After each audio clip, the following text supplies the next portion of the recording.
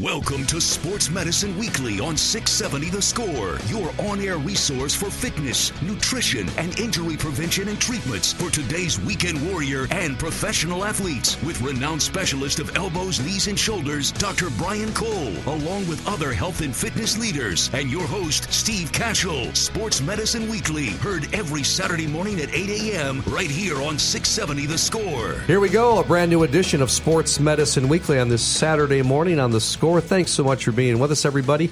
My name is Steve Kashul, joined by my usual co-host, Dr. Brian Cole. He is the head team physician for the Chicago Bulls, co-team physician with the Chicago White Sox, sports medicine specialist, orthopedic surgeon from Midwest Orthopedics at Rush. How you doing, Dr. Cole? Doing great, Steve. Good. I want to talk about, a popular guy. He's one of my favorite players, even though he went to Michigan. See, I'm a Notre Dame fan, but I did not like this guy at Michigan, but I have loved him ever since he started winning Super Bowls. Tom Brady, arguably the greatest quarterback who has ever played, maybe the most successful as far as winning championships. He has played 17 NFL seasons. And Dr. Cole, he will be 42 years old when the new NFL season begins in September. So playing into his 40s. How about that? And I know you were able to. Has there ever been a quarterback who's been I'm sure. 42? I'm thinking of George Blanda. Back in the day, he was a kicker and a quarterback, and some of these guys got older. But you were able to witness him in person, right? Did he know it keynote talk for some of your docs? Yeah, I had an up close and personal hour with Tom Brady. We had our annual American Society for Sports Medicine meeting at the Boston Convention Center, and we sort of did a town hall where he sat on the stage and was interviewed, and he was operated on by a very good friend of mine. He had his ACL done by him, and it was fascinating because it highlights the concept of what happens as we age and how difficult it is to stay in shape and what you have to do given how our bodies change. And the thing about Brady is that he was 6 Super Bowls. He in the draft when he came out of Michigan, he was not a high level draft pick, and he was still sort of a boy. He was sort of a man in a boy's body, and how his body matured over time. And he's been very blessed not to have severe injury, or at least injuries of the upper extremity that can sort of end the career of a quarterback. But the thing that it makes you think about is that you compare him to his 22-year-old counterparts. I mean, above the age of 40, our metabolic machinery shuts down, our ability to process energy, performance decreases, protein production, collagen production, blood flow, toxin cleanse, all those things, managing glucose. We have different demands for proteins, amino acids, and things like that. So you have to adapt, and he's really sharp. I'll tell you, quarterbacks in general are very smart, but he's a very likable guy, and it was a great, just sort of low key. This is who I am. Ask some really provocative questions, and you as much as you love him that much more after you sit and hear him speak at that level. And he was just a really likable guy. But you realize truly how blessed he is. I mean, he's blessed in a lot of ways. Let's face it. Yeah. There's a lot of things we can talk about, but I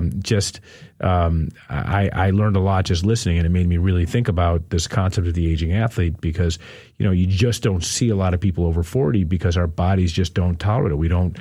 It's hard to remain an athlete at the most elite level just because our bodies are not equipped for it, and yet he's able to do it. Well, let me go back to, you were asking the oldest quarterbacks ever, and I think I was dead on here. So the average age of an NFL quarterback is in their early to mid-30s, and according to one analysis, the oldest quarterback ever, George Blanda, who I mentioned, was just shy of his 49th birthday when he retired. Tom Brady right now is the 10th oldest quarterback while playing. He'll be 42 years old, as I said. So other ones are Brett Favre. He was playing when he was 42 as well. Mark Brunell, Earl Morrall, remember him with the old Baltimore Colts, and he finished with the San Francisco 49ers and the Miami Dolphins. Doug Flutie was 43 years old. He played with the Bears and the Chargers.